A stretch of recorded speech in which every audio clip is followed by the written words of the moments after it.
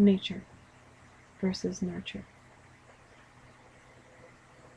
Within the universe of the individual lives intense kindness, coupled with intense, fierce aggression.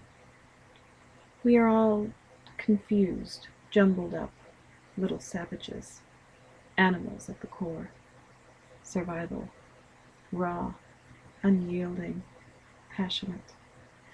The compassion comes later as we start to recognize ourselves and others.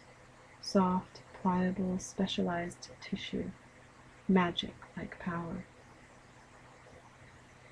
Control all of the systems, thoughts, actions, reactions.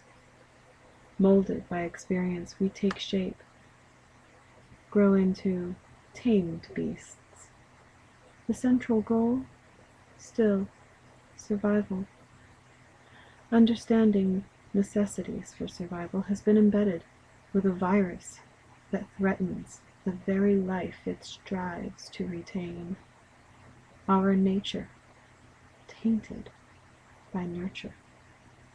Humanity's folly.